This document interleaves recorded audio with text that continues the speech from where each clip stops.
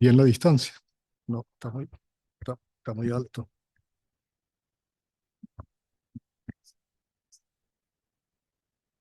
No lo, esto no se puede bajar un poquito. No.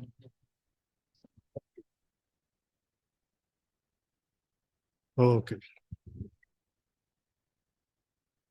La tecnología siempre impone unos límites. Por supuesto, abre posibilidades, pero bueno, yo debería saludar a las autoridades de la universidad, al menos a los que conozco, porque no he sido muy asiduo, digamos, de la Universidad Católica por circunstancias de la vida, simplemente, ¿no? Pero bueno, sí, el vicerrector Juárez, la secretaria, Jaime Bello, el incomparable Marcelino, etcétera, ¿no? Bueno, me gustaría saludarlos a todos, pero no, ya digo, no puedo, pero por desconocimiento.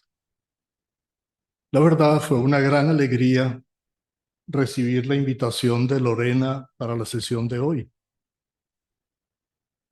La conozco desde hace muchos años, mejor no especificar, ¿no? Ella era entonces estudiante de posgrado y en el Departamento de Filosofía de la Universidad Simón Bolívar, si no recuerdo mal, era asistente para la Revista Venezolana de Filosofía. Ya despuntaba como una joven Martha Nussbaum, aunque menos verbosa, interesada en el mundo clásico desde la contemporaneidad. Su fina inteligencia y su elegante estilo han producido buenos frutos. Con todo eso, de salud frágil, ha demostrado, sin embargo, una enorme capacidad de trabajo y en particular de asumir la pesada carga de la promoción y administración de estos programas de posgrado. Yo no puedo sino felicitar a la Universidad Católica por contar con Lorena y con la gente que ella ha contribuido a formar. Malogrado nuestro departamento y el posgrado en la USB, este de la UCAB ha tomado dignamente el relevo para bien del país. Pienso que ahora se entiende mi alegría y mi gratitud, aunque me haya costado la lección que debo infligirles. Entremos en materia. De diversos modos se nos anuncia que hemos entrado en una nueva era, cuyos rasgos dominantes y su posible amplitud no acabamos de vislumbrar. Todo comenzó, podemos decir, con la aparición de Internet y la World Wide Web, ¿no? Hacia los años 90 del siglo pasado. Sin duda, muchos elementos prepararon este surgimiento, con lo cual habría de anticiparse las fechas de inicio. Pero no ocurre eso siempre así en la historia. Sin embargo, puede tomarse como referencia inequívoca la constitución de la red. En efecto, con ella se inicia un periodo nuevo en la historia humana, en la medida en que ha provocado un cambio radical en la estructura sobre la cual se apoya la vida cotidiana. No solo ha podido hablarse con propiedad de países que funcionan sobre Internet, sino que ya hace tiempo hemos asistido a ciberataques en gran escala que han paralizado por días enteros la vida de una nación. Así le ocurrió a Estonia, castigada por hackers rusos que lograron afectar los múltiples servicios informatizados de ese país. Pero no es necesario buscar en ello. Solo lo mencionamos para subrayar cómo en verdad ha cambiado y sigue en proceso de cambio hacia nuevos ambientes la infraestructura de la actividad humana. Entre lo mucho que se ha señalado como efecto de este cambio, se encuentran dos que merecen particular atención. Ellos son, primero, la instauración de una especial simultaneidad e inmediatez, abolición del tiempo y del espacio, dicen algunos, que modifica las relaciones humanas. Aparte del mayor y más frecuente contacto con parientes y amigos residenciados en diversos lugares, asistimos en tiempo real a los acontecimientos más disímiles que ocurren en cualquier rincón del planeta. con su efecto sobre nuestra conciencia y nuestra afectividad. Ante eso, ¿cómo reaccionamos? Nos llega la noticia de la injusta detención de una persona. Con ella, la de una catástrofe aérea, inundaciones en una remota localidad, un terremoto, el inicio de una guerra. Por el cúmulo de lo que recibimos y lo fugaz de la comunicación, aquello termina siendo radicalmente impersonal. Lejos de mover nuestro corazón como sería necesario, nos lleva a una suerte de escepticismo superficial. También en este sentido damos la razón al poeta. Humankind cannot bear very much reality. La raza humana no puede sobrellevar demasiada realidad. Después, hemos generado una realidad segunda en la cual millones de personas pasan la mayor parte de su vida. Esta vida, entre comillas, cambia mucho en su contenido y su significado, a tal punto que se modifica el ritmo de la actividad y, por cierto, aquello a lo cual dedicamos nuestra atención. Al usurpar el lugar de la primaria experiencia de lo real, esa realidad segunda nos lleva a un falso cosmopolitismo hecho de impresiones mal digeridas que reducen todo a algo plano, sin mayor relieve, donde lo importante será en definitiva lo que toque nuestra sensibilidad de alguna manera, siempre por escaso tiempo. La realidad segunda, por lo demás, se constituye en un refugio, asombrosamente, para evadir el peso agobiante de esta vida expuesta a todos los vientos que la red ha hecho posible, o aún más, ha instaurado. Una mención ahora, como dicen los especialistas del cine, un cameo, pero que no quería dejar pasar. En su sostenida meditación sobre el impacto de la técnica, el eminente venezolano que fue Ernesto Maíz Vallenilla avisoró ya algunas de las consecuencias de estos cambios que pudo conceptualizar a su.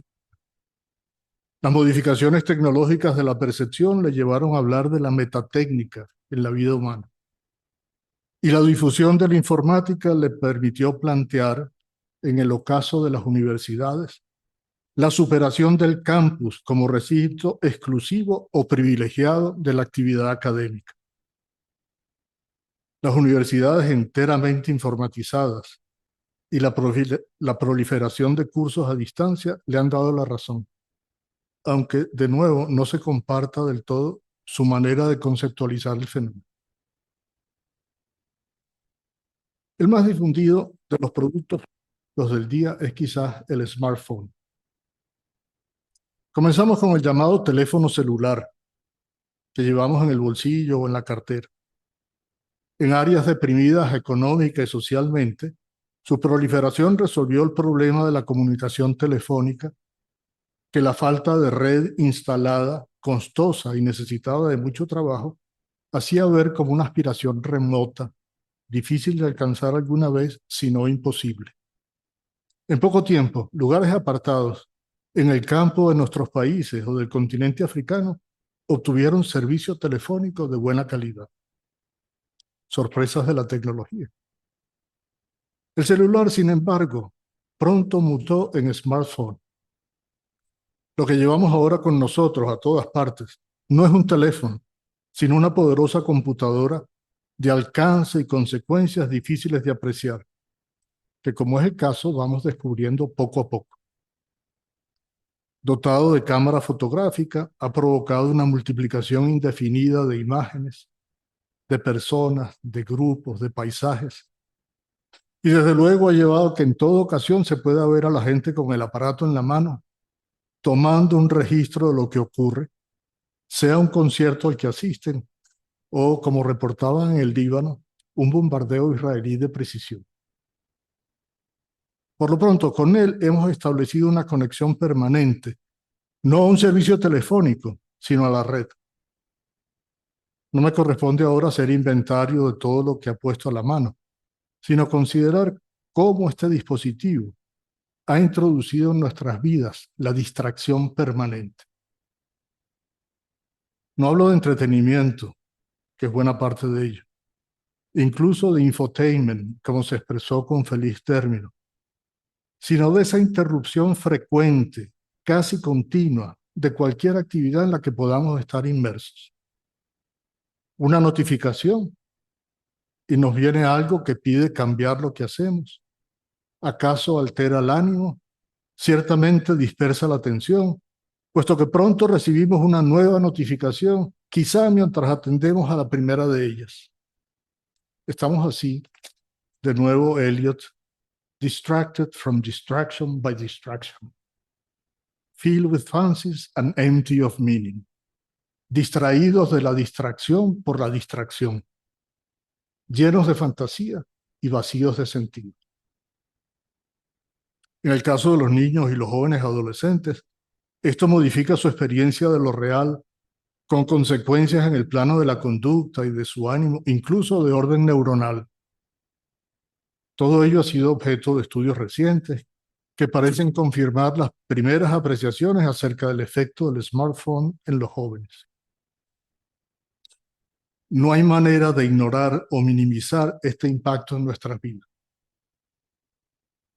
Quien se deja distraer constantemente, escribe Elizabeth Lucas, por múltiples tareas y por las pantallas digitales, es incapaz de percibir la suave voz de su sentido, del sentido más íntimo.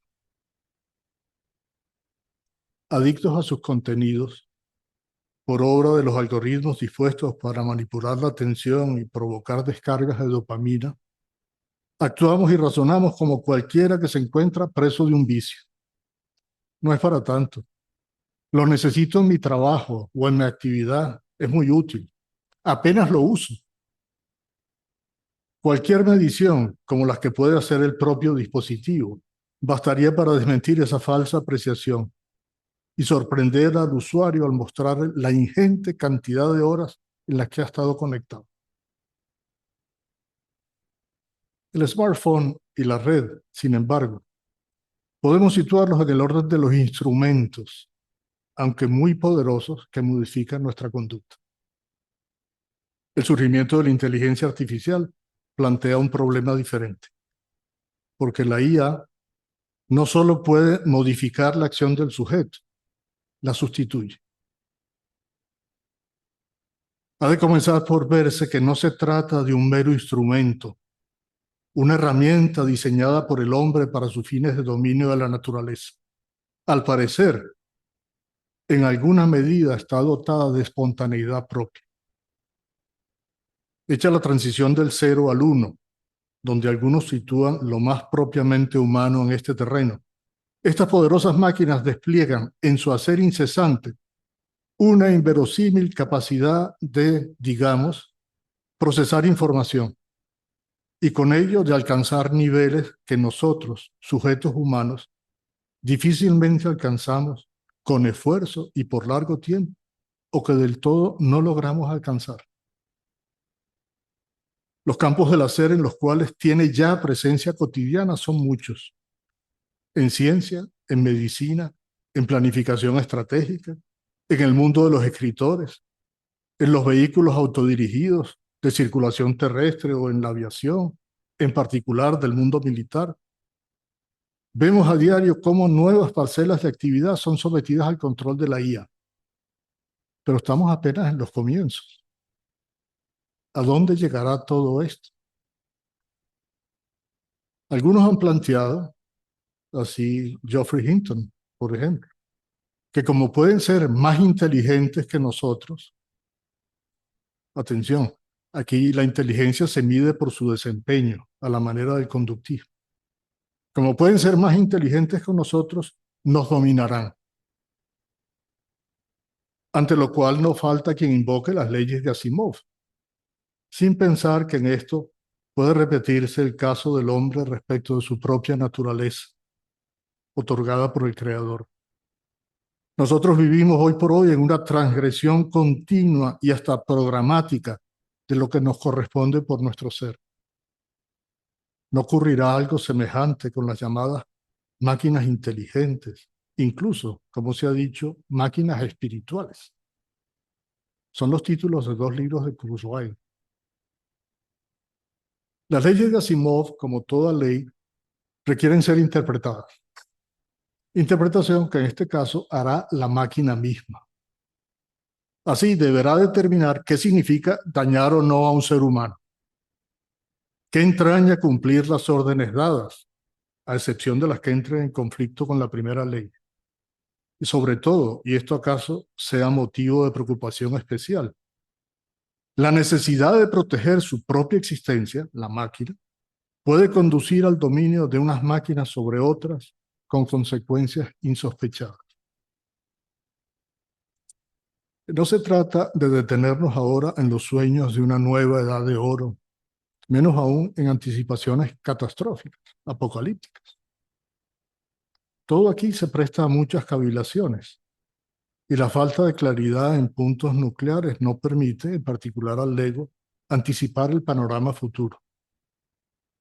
Eso no impide que la red esté llena de gentes que disertan sobre lo que va a ocurrir o no va a ocurrir en todos los terrenos de la vida.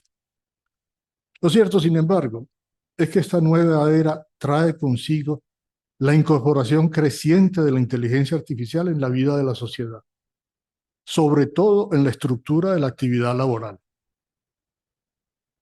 La actual desigualdad evidente en riqueza y en poder entre unos y otros lleva a pensar que dotados de nuevos instrumentos más poderosos, los ya empoderados someterán a todos los demás a sus intereses. Intentarán hacerlo al menos, como ya lo hacen a diario en esta sociedad del consumo y del espectáculo. Hemos trabajado con las máquinas. Ellas han trabajado por nosotros. Trabajaremos quizás subordinados a las máquinas. Capítulo aparte merecería el uso de la IA en la educación, y en particular en el mundo escolar, como ya ha comenzado a ocurrir. La existencia de academias online, así justamente la premiada Khan Academy, nos han hecho ver cómo el sujeto mecánico, entre comillas, puede fungir de tutor eficaz en el aprendizaje de las matemáticas o en el dominio de un idioma, por mencionar dos de los rubros más popularizados. El sujeto mecánico acompaña, pregunta, corrige las malas respuestas, y todo ello en el tiempo y lugar elegidos por el usuario, adaptado además al nivel de conocimiento y al ritmo de aprendizaje del estudiante. Un profesor particular, ideal. No puede subrayarse demasiado lo que esto aporta o puede aportar en los procesos educativos, sobre todo en la adquisición de destrezas intelectuales. No es, sin embargo, nuestro tema ahora. Hay muy variadas direcciones que se puede o debe explorar. La naturaleza misma de la IA, con la cuestión del paso del 0 al 1, o la diferencia entre lo propio de nuestra inteligencia y la máquina.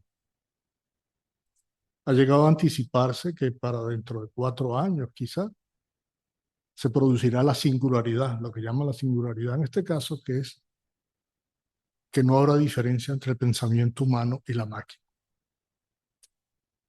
No lo veo factible en el sentido de lo que desarrollaremos luego, pero está planteado.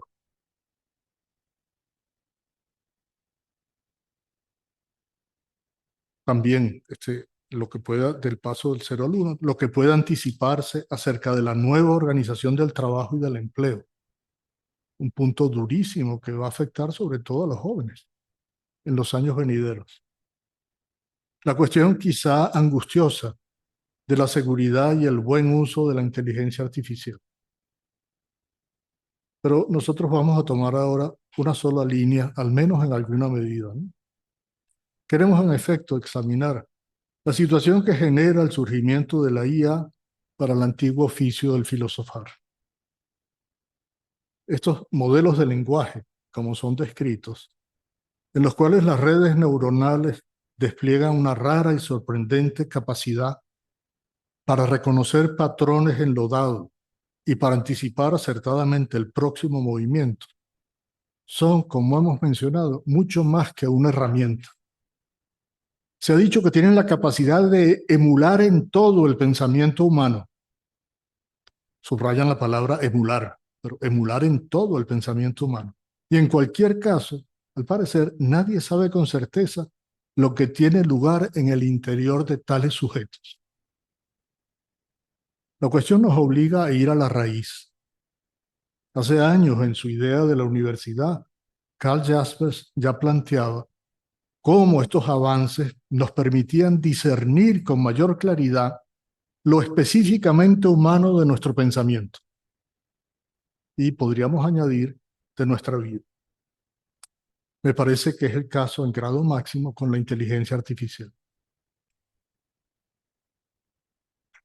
Todo pensar, nos propone Aristóteles, es práctico o poético o teorético.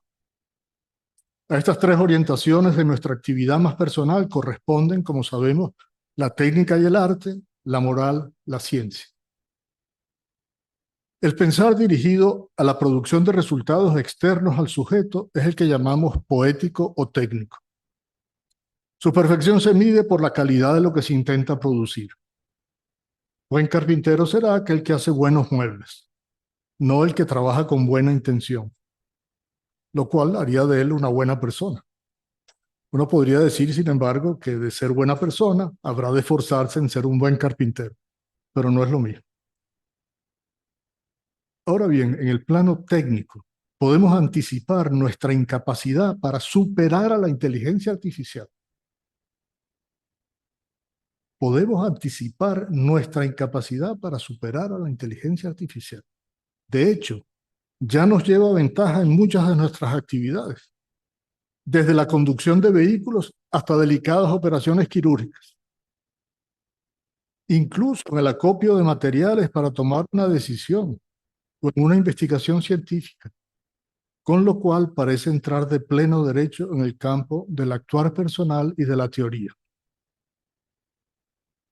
Al ganar cada día más terreno en el plano de la producción, algunos han avanzado la idea de que ya no tendremos que trabajar, quedando nuestro sustento confiado a una renta universal. Qué maravilla. Nos dedicaremos a ver series de Netflix, ¿no? Indefinidamente, mientras recibimos cada mes el cheque que nos mantenga en tan gloriosa actividad. Bueno, alguno como Hinton ha dicho eso, ha dicho muy peligroso porque de todas maneras el ser humano necesita hacer algo para tener sentido de sí mismo, claro. En definitiva, visto desde el resultado, no importa quién o qué lo produzca, sino cuán bien se ha llevado a cabo, con eficacia, eficiencia y perfección. Solo vivimos. La acción, objeto de la praxis, y el conocimiento propio de la teoría, tienen en cambio como efecto inmediato y principal la modificación del sujeto mismo, no de su ambiente externo. Ello significa, ante todo, que se realiza en primera persona. Y en segundo lugar, que no es delegable. No podemos ser sustituidos por el ChatGPT o la DeepSeek, ni por máquina alguna. Por ello, si en la acción transitiva está en juego la necesaria interacción con el ambiente para el mantenimiento de la vida, aquí se trata de la realización de la persona. Pero hemos de recobrar el sentido mismo de las acciones para ser capaces de plantear y cultivar lo que nos corresponde de manera intransferible en esta nueva era tecnológica. Esa subjetividad de la persona y su destino eterno que no tienen las máquinas. Nuestra capacidad de conocer, esto es en primer término, de captar lo otro como otro, marca el misterio de nuestra conciencia, la cual es además autoconciencia. Se trata de un nivel del ser irreductible a los niveles inferiores y por tanto inexplicable en términos elementales. Es un dato originario. Señala así que el destino de la persona trasciende al mundo. Ya Ortega hablaba de ese raro misterio del ser del hombre que no coincide con su circunstancia, con la realidad natural, sino que es algo ajeno y distinto de ella. Por otra parte, captar lo otro como tal en su verdad hace posible el libre albedrío y con ello el amor. Acto de la persona, no un automatismo, ni una inclinación causada por el medio o introducida en la psiquis por mímesis. Una decisión, querer el bien para alguien, que por lo mismo compromete a la persona y realiza un sentido. Apunta a que el destino de la persona trasciende el mundo natural. Al amar a alguien, recordemos a Gabriel Marcel, expresamos nuestro voto de que esa persona amada sea para siempre. Debemos pues redescubrir el sentido de la vida interior, como ha sido llamada en la doctrina clásica. Una vida abierta al sentido de lo real y en busca de aquel que es. Hemos oído a Plotino. ¿De dónde viene entonces que las almas hayan olvidado a Dios su Padre y que fragmentos que de Él proceden y a Él pertenecen se ignoren a sí mismos y lo ignoren? El principio de su mal es la voluntad propia, la generación, la diferencia y el querer ser de sí mismas. Gozosas de su independencia, usan de la espontaneidad de su movimiento para alejarse de Dios tanto como les resulta posible. Alcanzado el punto más lejano, ignoran incluso que proceden de Él. Como niños arrancados a su padre y criados por largo tiempo lejos de Él, no saben quiénes son ni quiénes son sus padres. Solo en tensión al fundamento trascendente de lo real, el ser mismo, que es el bien pleno y la unidad suma, puede el hombre alcanzar su libertad interior y su realización. Descubre entonces que su existencia en el tiempo es un camino hacia la eternidad. El gran descubrimiento de los filósofos clásicos, escribe Voegelin, fue que el hombre no es un mortal, sino un ser comprometido en un movimiento hacia la inmortalidad. La actividad de inmortalizarse como sustancia de la existencia del filósofo es una experiencia central en ambos, Platón y Aristóteles. Bien sabemos que el término filosofía, más que un cuerpo de doctrina constituido a la manera de las ciencias, designa una actividad, el filosofar, y una actitud, el amor a la sabiduría. Esto es, la filosofía como actividad que plantea las preguntas esenciales, va en busca de los fundamentos, cultiva el asombro. El relativismo actual renuncia a las verdades fundamentales. El conocimiento de los principios que, al decir de Platón, cabe en pocas palabras. Y de lo real a la luz de los principios, como es lo propio de la sabiduría filosófica. Ello ha llevado a refugiarse en la erudición, la historia de las ideas y la filología, donde puede darse un dogmatismo poco acorde con la naturaleza del oficio asumido. No se olvide que la historia es, en definitiva, un ejercicio de reconstrucción de lo pasado a partir de los documentos de que pueda disponerse. Sin embargo, ese dogmatizar testimonia a su manera el valor, subrayemos la palabra, que con razón se atribuye a la verdad en las conciencias humanas. Y a la inversa, la caída de nuestro nivel propio en la captación de lo real, donde toma su inicio el conocer, causada por la hibris de una voluntad de poder desordenada. El relativismo acompaña la afirmación de la voluntad propia como un absoluto. Dejada de lado su natural vocación al bien según la verdad, ahora se toma a sí misma como la fuente de lo bueno y de lo malo, de lo conveniente o inconveniente. El radical amor a la verdad que alimenta todo filosofar se ve sustituido por la afirmación del sujeto en una revuelta egofánica que cierra el camino a la trascendencia. Lejos de partir de nuestra apertura a lo real y con ella la llamada de elevarnos al ser mismo, quedamos encerrados en un yo incapaz de trascender, propiamente alejado de aquello a lo cual pertenece, esto es, alienado. Ante el límite de su propia naturaleza, percibido ahora como limitación, la voluntad se subleva y con el recurso a la técnica cada vez más perfeccionada, busca modificar no simplemente el ambiente y la actividad laboral, sino el ser mismo del hombre. De ahí este tiempo de ideologías, en el cual la razón ha dado paso a la fuerza. Fuerza del número, coacción legal o eventualmente fuerza física, como hemos visto en los campus universitarios del mundo desarrollado. Nos hallamos inmersos en una sociedad del consumo y del espectáculo, dijimos antes, donde lo buscado como bueno es lo útil y lo placentero. La lucha por alcanzar el verdadero bien de la persona se ignora, si acaso no se menosprecia. Pero por causa de esa disposición en los afectos, cada uno se ve encerrado en sí mismo, en el fondo de su intimidad, aislado de los demás, con los cuales comparte, sin embargo, tiempo y espacio.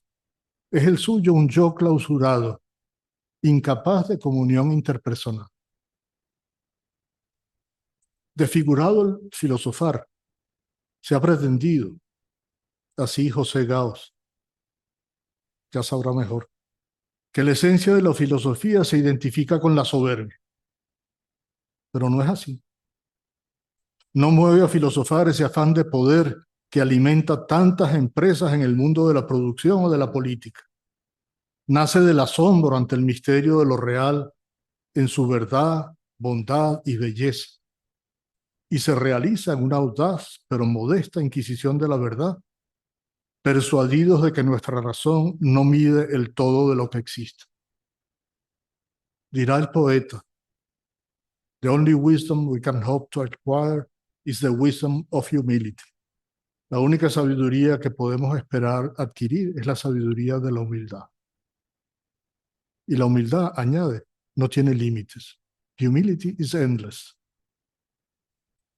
Toca al filosofar, por tanto, mantener planteadas las grandes preguntas y de esa manera su presencia activa en el medio social.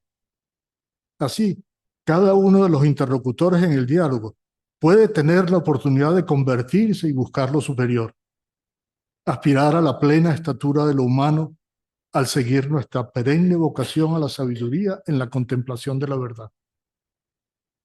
Leemos en la Fides Ratio, en Dios está el origen de cada cosa, en Él se encuentra la plenitud del misterio y esta es su gloria. Al hombre le corresponde la misión de investigar con su razón la verdad, y en esto consiste su grandeza. La situación contemporánea, con la creciente presencia de la inteligencia artificial en nuestras tareas, determina, si cabe, una mayor necesidad del filosofar en la vida humana. El ChatGPT podrá hacer mejores ensayos filosóficos y hasta llenar las revistas especializadas, pero no elevará a las personas, como ocurre al abordar las grandes preguntas, ni será capaz de edificar una vida interior auténtica, donde cada uno puede obtener la medida indispensable para no atentar contra el hombre mismo y su naturaleza. Por diversos motivos, sin embargo, se ha hecho difícil la docencia, tantas veces reducida a la lectura de una conferencia preparada de antemano, que estoy haciendo yo en este momento, y destinada a la publicación. El profesor de filosofía que se inicia se ve constreñido a publicar en revistas arbitradas, ese famoso publish or perish, que oímos desde hace años y cada vez más, de tal manera que se ha tomado lo cuantitativo como medida de la calidad del ejercicio. No exagero, como bien saben, sobre todo los profesores de filosofía. Número de publicaciones acreditadas en un tiempo determinado es condición necesaria para conservar el puesto de trabajo y progresar en el escalafón. Quien pretenda imitar a Sócrates se verá como él reducido a la pobreza. Pero una clase verdadera, una sesión de seminario, han de ser ejercicio vivo del pensar, ocasionado sin duda por el tema o el texto que se examina y sobre todo por el diálogo que da lugar. Son así algo que no está nunca hecho de antemano, sino que toma cuerpo aquí, ahora, al hacerse actual el pensamiento. Nos ayudará entonces a conservar la autenticidad del pensar o a volver a ella, el desafío de una impetuosa intervención de la inteligencia artificial en el mundo universitario. Impetuosa, ciertamente. Para rescatar lo humano, la filosofía ha de cumplir su tarea. La señera figura de Sócrates sigue marcando el inicio del camino. La conciencia de sí y sobre todo de la propia ignorancia marcan el punto de partida de ese preguntar incesante que desemboca en el silencio. Hablamos, sin embargo, de la verdad, no de la moda del día. Hay una tradición del filosofar que no podemos dejar de lado. Al contrario, parte de nuestro esfuerzo será aprender de quienes nos han precedido, porque la verdad no es función del tiempo. Tampoco será la filosofía una receta para cambiar la sociedad. Es un camino para la elevación de las personas que, como han descubierto, saben que no hay aquí morada permanente. La tragedia de la historia, escribió Peter Woest, no descansa precisamente en el hecho de que las obras de cultura del hombre, construidas con tanto trabajo, sean incesantemente transformadas en ruinas. Para un profesor de la Simón Bolívar que ha dedicado años a esa universidad, ir a encontrarse con esto. La más profunda tragedia de la historia debemos buscarla mucho más en que la humanidad sea de nuevo lanzada siempre, desde la luz de los más claros conocimientos a las oscuridades del error y de la falsedad. Porque importa salvar a la persona. Muchas voces invitan hoy a la contemplación. Sena Hitz, que se declara lost in thought, o Byung-Chul Han, con su múltiple reflexión sobre las condiciones de la persona en la sociedad actual, por mencionar tan solo un par de aquellos que, como años atrás Joseph Pieper, han descubierto en el ocio el medio propicio para la cultura del espíritu. En medio del tráfago de nuestro tiempo y del inmenso caudal de la llamada información, que consiste tantas veces en trivialidades o en fake news, la apertura a la belleza natural o con tanta intensidad que eres la música misma mientras la música dura, el silencio en un jardín cerrado, la lectura sin prisa de quien quiere leer, no haber leído, hacen que una y otra vez se den esos momentos de contemplación en las cuales la persona recobra su sentido y revive el impulso de su deseo de plenitud. Podrá entonces crecer la atención a lo humano, tan subordinado hoy a los resultados. Formar comunidad porque se ha descubierto el valor del don de sí en la generosa. La palabra de San Juan Pablo II nos llega al corazón. El hombre no puede vivir sin amor. Él permanece para sí mismo un ser incomprensible. Su vida está privada de sentido si no se le revela el amor, si no se encuentra con el amor, si no lo experimenta y lo hace propio, si no participa en él vivamente. La comunidad humana, edificada en la verdad y el amor, ha de ser nuestra aspiración. Tomás de Aquino resumía: intelligere veritatem, diligere bona et operare justa. Entender la verdad, amar las cosas buenas y realizar la justicia. Nos llevará al desafío de la nueva era tecnológica a revitalizar la filosofía y edificar una civilización donde las personas sean más importantes que las cosas, el ser que el tener, donde el conocimiento y el amor de Dios puedan crear el corazón y la inteligencia de cada uno. Al oír esto, quizás alguno pensará, con el recuerdo del auto sacramental, que la vida es sueño y los sueños no son. Se trata, al contrario, de esa vocación y tarea permanente de la filosofía que despierta la conciencia para que, abandonadas las sombras en la pared de la caverna, podamos salir al pleno mediodía de lo real. Muchas gracias.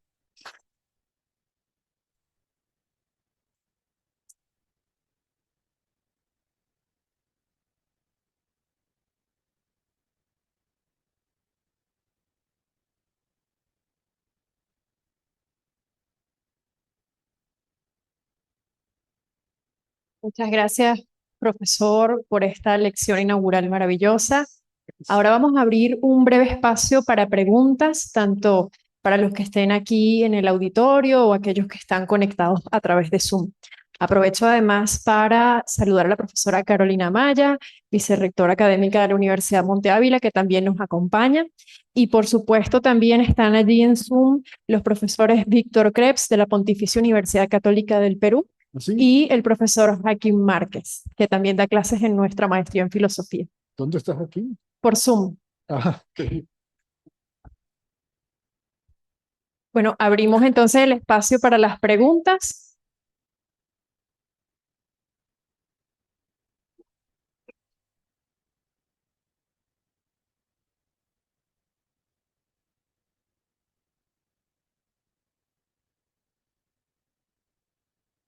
Aló. Ajá. Bueno, profe, muy buena la presentación.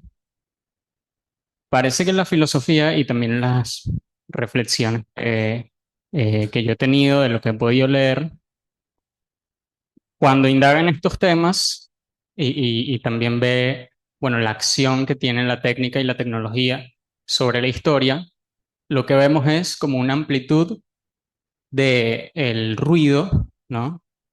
Mucho ruido, mucha información, ruido visual incluso, este, la contaminación visual que hay en las calles también, eh, y también de la velocidad, ¿no? Entonces, los filósofos de repente están haciendo frente a esto con, bueno, la pausa o una apología a la pausa y al silencio. Pero parece que eso nos aísla también de los demás, que sí están metidos inmersos en ese ruido y en esa aceleración constante. Uno desde el amor a los demás también, como usted dice, querer el bien del otro, pues quisiera, bueno, tratar de enseñar a los otros el valor de ese silencio, el valor de esa pausa. ¿Cómo se puede hacer? no sé si la pregunta se la debería dirigir a Elon Musk. Está diciendo que ya estamos en Marte prácticamente, ¿no? Bueno, y es posible, quizá, con el desarrollo de lo que están creando. Pero creo que él mismo atiende a algún filósofo por la espalda. Quiero decir, tienes razón en que de alguna manera estamos cada vez más envueltos en ruido, imágenes, etcétera, ¿no? Pero no deja de ser verdad que cada quien tiene alma, pues, y tiene momentos de reflexión. Y sobre todo tiene una verdadera y a veces angustiosa búsqueda de sentido. Y eso no lo podemos dejar pasar porque no se puede sustituir el sentido que encuentra la persona en su vida, en particular en las actividades más propias nuestras, conocer y amar. No se puede sustituir eso con las cosas, con moverse, con ir a la guerra, con volver, ¿no? Toda la vida, toda la historia del mundo, los hombres hemos estado yendo a la guerra. Además, ¿no? Entonces, eso no otorga sentido. Ahora, es verdad que por momentos el- la situación puede ser difícil. Más de un profesor de los que está aquí habrá tenido la experiencia que yo tuve, lamentable, de cuando están en un aula y no hay forma de comunicar con los muchachos porque se interpone el móvil, ¿no? El smartphone. Puedes establecer reglas, puedes hacer lo que quieras. Es igual porque al final, como sabemos bien, a la gente no se le enseña, la gente aprende. Y nadie aprende si no quiere aprender. Entonces, obligar a una persona a que deje de lado el teléfono, si es para que yo tenga que hacer entonces un show y llamarle la atención y repartir caramelos para que se... se entretengan, sería ridículo. Es decir, hay situaciones en las cuales efectivamente el ruido ha dominado. ¿Qué hay que hacer? Bueno, buscar, como siempre, el hilo por el cual puedes llegar a una situación más real. Entonces, con algunos de esos estudiantes que en el aula llena no se puede porque están todos entretenidos en otra cosa, resulta que sí se puede hacer después un pequeño seminario de lectura en el cual se discutan cosas más sustantivas y las personas descubran su actividad personal y su llamada al sentido y a lo trascendente. Eso lo tiene que descubrir cada uno, eso no se dice, no se impone, ¿no? ¿Cómo será la cosa?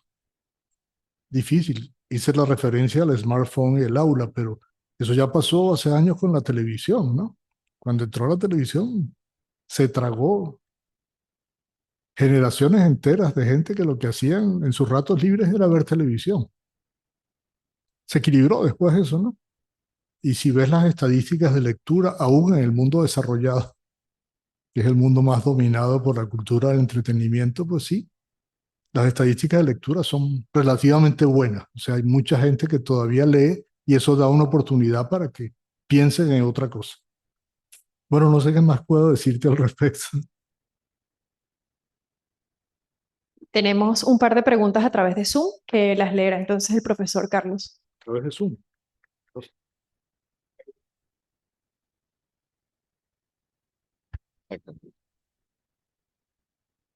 Entonces, aquí hay una primera pregunta que dice, profesor, quisiera saber su opinión sobre este nuevo escenario y la construcción de la ciudadanía como acción política en el espacio virtual. Esa es la... ¿Quiere contestar primero la pregunta y después le hago la otra? Di las dos por si acaso tienen... La otra es un poco más extensa. ¿Se escucha? Sí, luego sí. Micrófono. Sí, pero no te oyen los demás, quizás. Vale, vamos a ver. ¿Qué pasa? De este lado, para ver. Ajá. A ver. Bueno, vamos con la construcción de la ciudadanía, ¿no? Okay. No, yo entiendo que, como nos está ocurriendo ahora, lo virtual puede ayudar a la comunicación entre los ciudadanos. No puede sustituir el arraigo en una comunidad concreta. O sea, si hay una cosa que el globalismo, no la globalización, ha tratado de difuminar, es que la nación es una realidad natural, no es artificial.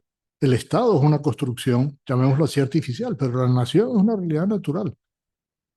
Uno pertenece a una generación, a una tierra, allí vivieron sus ancestros, allí se crió, y eso es parte del humus de donde sale la ciudadanía.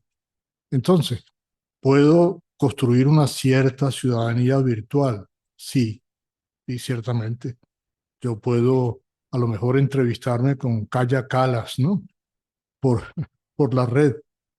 Claro, pero la fobia que ella tiene hacia Rusia, ¿no? Rusofobia, por ser estoniana, no la tengo yo. Y no hay forma. Es decir, hay unos presupuestos culturales que todos los que hemos tenido, que somos todos, relación con gentes que pertenecen a otras culturas, a otros países, hemos descubierto en la comunicación. Que lo que se hace explícito es nada respecto a lo que está detrás. De tal manera que muchas veces lo que se hace explícito resulta equívoco, porque no logramos descifrar verdaderamente, porque no lo compartimos lo que aquella persona tiene detrás, que es su historia, que viene de su nación, de su familia. Julián María se refería con gracia, pienso, a los orientales. Decía, es que nosotros no desciframos la gramática de ese rostro. Y es verdad, si ustedes han tenido amigos vietnamitas, me ha ocurrido, uno no sabe bien a qué corresponde la sonrisa de ellos. Dice, no, pero es que la sonrisa es inequívoca, yo te aviso, sí. No te aviso. ¿no? Sí. El lenguaje corporal, sí, cómo no. Entonces, claro, difícilmente vamos a vivir tanto en el espacio virtual que llegará un momento en que esa será nuestra verdadera vida, ¿no? No creo de ninguna manera, ¿no? Entonces sí, puede contribuir a la ciudadanía, ayudar, etcétera. De hecho, ya se usa, ¿no? Lo vemos a cada rato nosotros en nuestra política malograda, ¿no? Cómo los actores se comunican de un país a otro, no sé qué, bueno, está bien. Pero más nada, no creo que pueda llegar más lejos. Y en todo caso, creo que sería una pérdida, porque,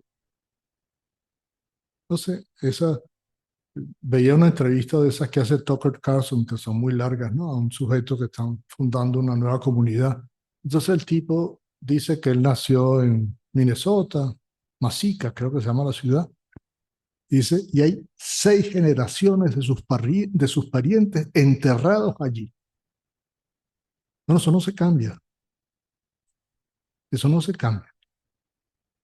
Como estamos tan tecnológicos y tan, como diríamos, superficiales en algún sentido, no hemos meditado probablemente por qué para Antígona era un deber enterrar a su hermano. Dice, si hubiera sido tan fácil cremarlo, ¿no? Y dejarlo de lado. No, es que es un deber. ¿Por qué eso viene desde la antigüedad? El hombre no es un perro, ¿no? Dejar los cadáveres expuestos en el terreno, en el campo de batalla, es una ofensa. Es además algo que contradice a los dioses desde siempre, ¿no? Dice, ¿por qué? Entonces resulta que hay unos elementos físicos, porque nosotros no dejamos de ser físicos, además de espirituales, que han construido la historia de una persona que no se puede ignorar y no son sustituibles, pienso yo, por el mundo virtual de las redes, ¿no? Bueno, Ajá, de todas entonces, maneras, todos estos temas son difíciles porque como no sabemos exactamente cómo se van desenvolviendo las cosas, ¿no? Uno anticipa cosas y tiene algún principio, Lorena, ¿no? Que uno dice, si yo digo que Aristóteles, puedo citar a Aristóteles diciendo el hombre fabrica, hace, conoce, ¿no? Dice, eso me parece un principio radical que me permite entender parte de la situación. profe, entonces, una pregunta del profesor Joaquín Márquez. Dice, maravillosa conferencia, profesor Caldera. Le comento algo y le hago una pregunta al final. Crear o darle dirección a la creación, encontrar sentidos, tomar decisiones basadas en intuiciones forjadas en la disciplina y el conocimiento, dialogar en busca de certezas o soluciones, depende de alcanzar una gran madurez intelectual, espiritual, emocional, que depende de un trabajo arduo en el que debemos invertir no solo esfuerzo, sino tiempo. Lo que más me preocupa es que la inteligencia artificial nos ofrece precisamente la posibilidad de no tener que trabajar arduamente, ni educarse, ni disciplinarse. ¿Cómo educar para ello? Sí. Eh, Ahí tienes el problema permanente de los números, ¿no? O sea, efectivamente, la inteligencia artificial parece que va a ser, ya está siendo en parte, incluso superfluas las universidades para mucha gente, porque se pueden educar con la máquina, ¿no? Un tutor espléndido y además muy... Veía el otro día un escritor que decía, asombroso, porque más del 50% de todo lo que leo me lo prepara la inteligencia artificial. Dice, bueno, sin embargo, yo creo que el espacio, decía él, para los escritores va a ser siempre lo biográfico. ¿Ven? Me pareció muy sugerente, no por lo que decía, sino justamente por lo que me sugirió. No por lo que decía, porque dice lo biográfico también lo disimula perfectamente DeepSeek o cualquiera de estas máquinas, ¿no? Y al final uno no sabe si estoy leyendo la autobiografía de Lorena o algo que preparó el ChatGPT. Ok, pero lo sugerente a lo que se refiere es que el acto de la persona, la experiencia de la vida, claro, eso no lo sustituye la máquina, que es precisamente lo que estamos hablando. Entonces, en los grandes números podemos perder la batalla, al menos en las primeras de cambio. Hay que tratar de preservar los espacios de pensamiento, donde se valore el esfuerzo, donde sea más importante pensar y escribir y dialogar, estar siempre conectado, ¿no? No creo que haya alternativa. Además, pienso que ha ocurrido siempre así. De todas maneras, digamos, la estructura del mundo de la cultura y de las civilizaciones, la cosa siempre nace de pocas cabezas y de pocas personas y permea hacia abajo. No, no se hace por un problema de marketing, digamos, de los grandes números. Eso es lo que se me ocurre, así que estoy a favor del esfuerzo, digamos, siempre que el esfuerzo no malogre también la contemplación, el ocio.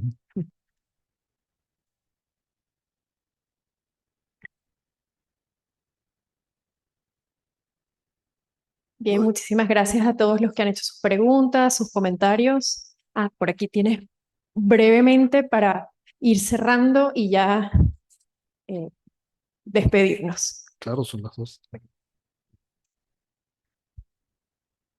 Uy, Dios mío, trataré de ser lo más breve posible, pero lo veo complicado.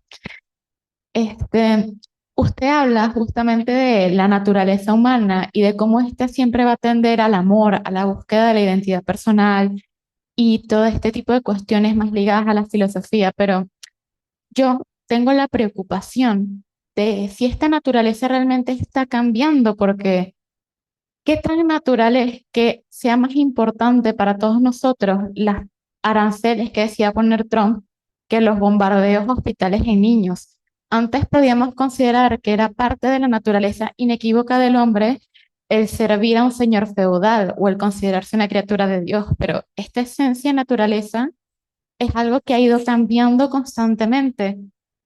Entonces yo me pregunto realmente cuánto de esta esencia es esencia y cuánto es agregado, cuánto es posible que nuestra naturaleza, por el uso de las tecnologías, haya mutado a una mucho más impersonal y menos empática. Si realmente existe esta posibilidad de retroceso hacia una humanidad más empática, como usted bien lo dijo, la historia es simplemente reconstruir con los pasados. ¿Qué tanto nos estamos aferrando a esa idea de humanidad del pasado, negando la humanidad tan apática que podemos contemplar en el presente? Ok, ¿Qué tanto de eso es agregado o ya es parte de nosotros? ok. La pregunta que te haces es bastante clásica, es decir, ¿cuál es la parte de la naturaleza y cuál es la parte de la cultura, ¿no? Digamos, planteada muchas veces. No pierdas de vista, no pierdas de vista esto. No son dos cosas que están en el mismo plano. Uno podría decir que la naturaleza en la persona, permíteme el término técnico, es potencial y que se actualiza en una determinada cultura. Ejemplo, desde que naciste, al crecer, tienes capacidad de hablar. Tu capacidad de hablar se formó en una lengua determinada. Entonces tú dices, lo que corresponde a la naturaleza es que somos un ser con capacidad de hablar. El que hablemos en castellano, inglés, ruso, lo que sea, eso ya depende de la cultura en la cual hemos sido cultivados. Pero eso ocurre lo mismo que con el corazón, con lo que te referías, de a qué le damos importancia o no. Desde que naciste, tienes unos afectos que se expresan y que van a la persona. Las experiencias en eso, hasta con los animales que no están en el mismo nivel, son grandes. La gente necesita el abrazo, necesita la caricia, necesita la compañía. Entonces, y eso tiene que formarse. Claro, puede deformarse también, ¿no? Entonces tendrás esto. eh, Era un poco lo que me refería también cuando decía las dificultades de comunicación intracultural, que la gente se ha formado de otra manera que uno ni sospecha, ¿no? Entonces sí hay que hacer un esfuerzo de discernimiento para decir, bueno, ¿qué es lo constante que tengo que preservar y cultivar y qué es lo cambiante, incluso deformado? Tú decías, se pensó que era natural servir al señor feudal. Bueno, ese es un asunto bastante complicado, bastante complicado por lo demás históricamente, pero yo no creo que se pensó que era natural. A lo mejor algunos lo pensaron, pero como ocurrió con el debate sobre si los indios en América debían ser tratados o no, eran sujetos de la reina o no, dice, bueno, las mejores cabezas dijeron, son seres humanos igual, tienen derechos, no pueden ser tratados de otra manera, aunque la mayoría de los conquistadores ni siquiera se dieran cuenta, ¿no? Sí, en efecto. Lograr que uno discierna qué es lo que corresponde al ser humano es sumamente difícil. Jacques Maritain decía que sobreponerse, digamos, o sustraerse al nivel medio de la cultura en la cual uno se mueve, en el aspecto moral, es sumamente difícil. Tienes verdaderamente personas que son extraordinarias, ¿no? Tú dices, bueno, aparece Gandhi y Gandhi genera el movimiento de la no violencia, ¿no? Cuando lo estudias te sorprende muchísimo, por ejemplo, que Gandhi haya descubierto en el ayuno un arma política. Me dice, bueno, hay que estudiarlo con cuidado. Dice, pero ¿cómo apareció ese hombre en una cultura que no correspondía a lo mismo, ¿no? De hecho, Gandhi no tuvo éxito, lo comentaba el otro día con unos amigos, él pensaba que los parias había que llamarlos hijos de Dios, y él los llamaba hijos de Dios, y sin embargo no logró cambiar la conciencia de los parias. Lanza del Basto, que visita la India, ve a los parias y se da cuenta que los parias se creen parias. Entonces uno dice, bueno, ¿cómo haces, no? Ok, ese es el problema de la reforma moral de los ambientes y de las sociedades. Pero no significa que hayamos dejado de ser hombres o que ahora seamos otra cosa extraña, ¿no?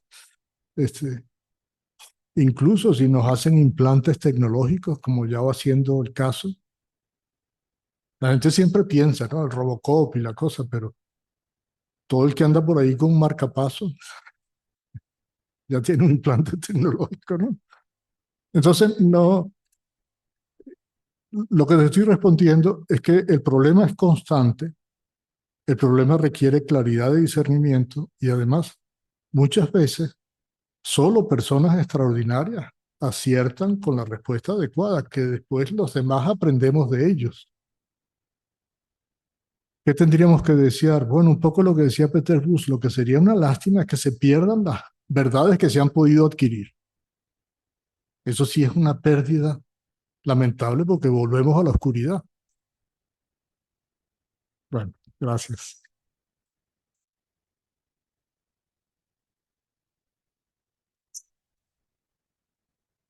Bien, muchas gracias a todos por asistir, acompañarnos en esta lección inaugural y antes de que se vayan, quisiera dejarles algunos anuncios importantes, porque en principio vamos a tener el 24 de abril a las 11 de la mañana una conferencia especial titulada Tecnologías Poéticas de las Palabras, que será dictada por el profesor Humberto Valdivieso. Más adelante les compartiremos mayor información al respecto. A su vez, también queremos que participen en una temporada que tendremos de filosofía y música, donde tendremos 3 sesiones especiales, una dedicada a la ópera, otra dedicada a la música electroacústica y por último una sesión de filosofía y cantejondo. Más adelante entonces les daremos mayor información. Y por supuesto también indicarles que están abiertas las preinscripciones para los programas de maestría y doctorado en filosofía. Cualquier información estamos a su orden. Muchísimas gracias y muchas gracias, profesor.